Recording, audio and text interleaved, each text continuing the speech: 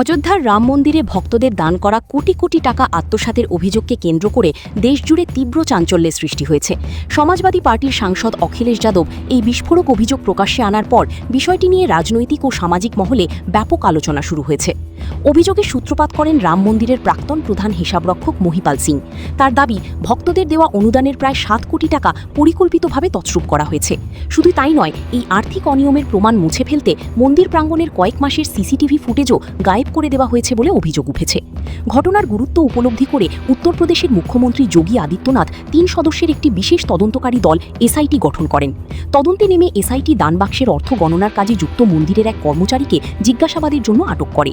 পরবর্তীতে তার বাড়িতে তল্লাশি চালিয়ে 10 লক্ষ টাকা নগদ উদ্ধার করা হয়।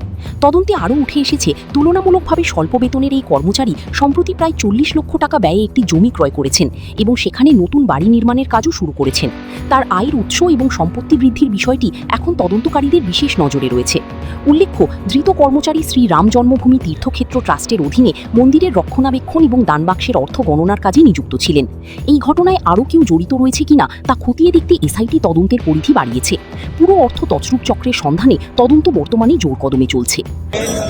श्री हनुमान जी महाराज को केंद्र में रख करके, श्री कनक बिहारी जी को केंद्र में रख करके, जैसे संपूर्ण भारत भूमि का हृदय स्थल श्री अयोध्या धाम है, वैसे श्री अयोध्या जी का हृदय स्थल श्री रामकोट है, जिसको महापुरुष अंतर्ग्रही परिक्रमा कहते आए हैं।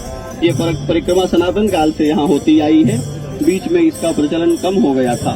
अभी फिर श्री रामलला के विराजमान होने के बाद प्राणवान होकर के ये परिक्रमा नित्य प्रातः काल 5:30 से 6:30 चलती है।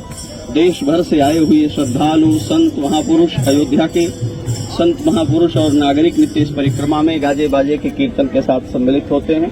श्री रामकोट को श्री राम दुर्ग तीर्थ के रूप में अयोध्या के पौराणिक महात्म्य में सब जगह वर्णन किया गया है और यहाँ एक बार भी दर्शन करने से, परिक्रमा करने से अनेक जन्मों के पाप धो करके व्यक्ति भगवत धाम का अधिकारी हो जाता है। ऐसे महत्व का निरूपण किया गया है।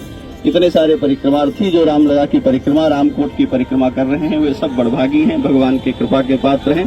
संपूर्ण अयोध्या की परिक्रमा नहीं कर सकने पर भी श्री रामकोट की परिक्रमा करने पर सब तीर्थ, सब देवता राम जी में ही समाहित हैं, इसलिए सबकी परिक्रमा का फल सबको प्राप्त होता है।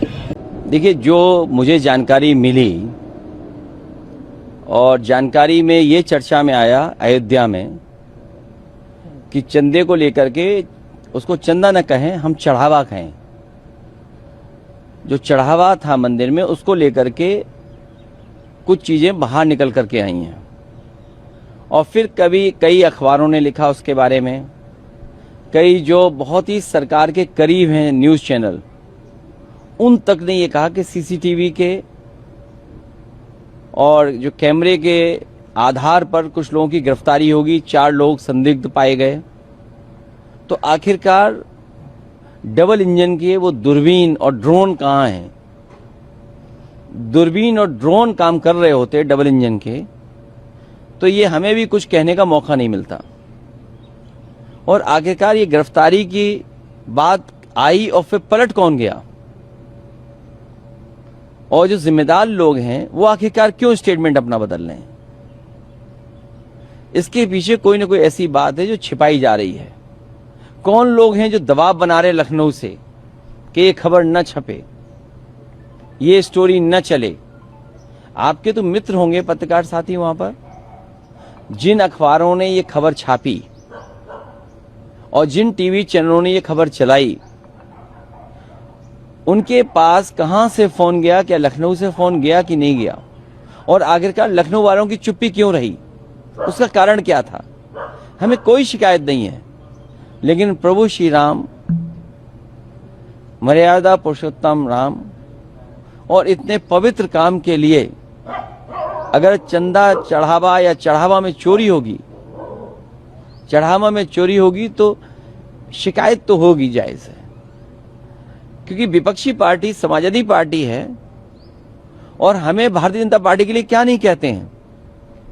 भारतीय जनता पार्टी वाले अपना भी चेहरा आईने में, सच अगर बोल देंगे तो बहुत चोट लगेगी और मैं विवाद में फंस जाऊंगा खुद, क्योंकि वो लोग बड़े पावरफुल लोग हैं।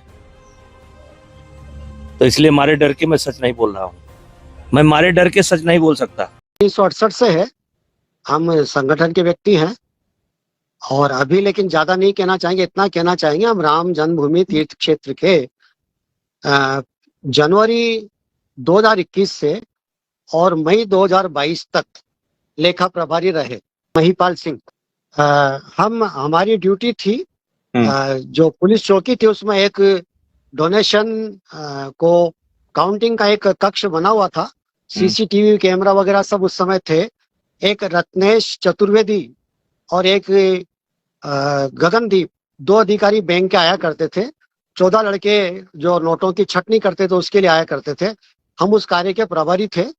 हमारे सामने काउंटिंग होती थी तो प्रतिदिन वो कुछ नोट ज्यादा पैक करके ले जाते थे, लेकिन उसका पता यूं नहीं चल पाया। हमारा सोफा बहुत दूर लगा हुआ था और काउंटिंग की जहाँ पर गड्ढियां बनती थी वो जगह थोड़ी दूर थी, और जो बक्सा जिसमें नोट फेंके जाते थे वो बक्सा और भी कुछ दूर था।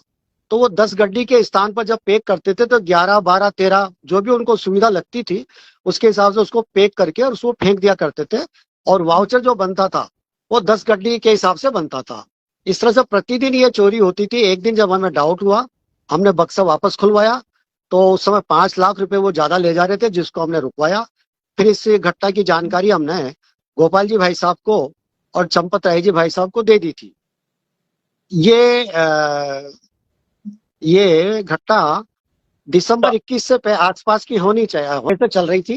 फिर जैसे उनको पता लगा कि भाई ये व्यक्ति जो है प्रमाणित कार्य करता है और किसी तरह की बेईमानी में लिप्त हो नहीं सकता है और इसको शायद दबाया भी नहीं जा सकता है, तो उन्होंने अनिल मिश्रा जी ने जो है मेरे स्थान पे किसी एक और व्यक्ति को वहां पर लगा दिया।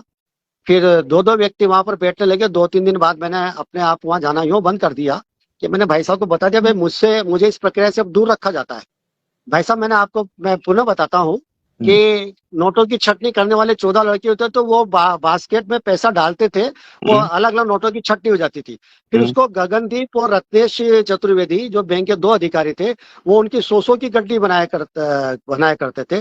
फिर 100 की गड्डी के 10 गड्डी का एक पैकेट बनाते थे। 10 गड्डी का एक पैकेट बनाने के बजाय वो 11, 12, 13 पैकेट तक भी उसके अंदर बड़े रबर बैंड से बांध दिया करते थे। कहने का मतलब ये है कि 10 गड्डी का तो वाउचर बनता था, जबकि वास्तव में नोट बैंक जो काउंटिंग रूम है उससे वो गड्डी 12 या 13 गड्डी का पैकेट बाहर जाता था। कहने का मतलब 500 की यदि मान लो, अपन मान रहे हैं कि इसमें शायद 10 गड्डी है तो ये 5 लाख होंगे, एक्चुअल में वो 6 लाख हुआ करते थे। 12 गड्डी तक वो एक पैकेट में बांध लिया पैक करते थे और उसको बॉक्स में फेंक दिया करते थे। लास्ट में एक वाउचर वो बनाते थे खुद। उस वाउचर को जो है जाने के टाइम पे बक्से पे ताला लगाने के पहले वो वाउचर को पूरा नीचे टोटल लगा के और उस पे बक्से में डाल दिया करते थे। मुझे वो लोग ये भी नहीं बताते कि आज वो कितना रुपया लेके जा रहे हैं।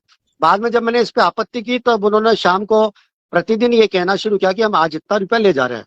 मैं अपने अलग गेट से जो बाहर जगन्नाथ मंदिर की तरफ पुल का बैरियर है वहां से मैं वापस आ जाता था और उनकी जीप पीछे आती थी। वो गाड़ी में वो लोग जो है पीछे वाले गोड़ से जो सुग्रीव किला की तरफ जो गेट था उधर से वो लोगों की गाड़ी आती थी और उसमें वो बक्से को रख के ले जाया करते थे। कहने का मतलब प्रतिदिन जो है लगभग 120% पैसा ले जाया जाता था। वाउचर कम से कम 5-6 लाख रुपए प्रतिदिन का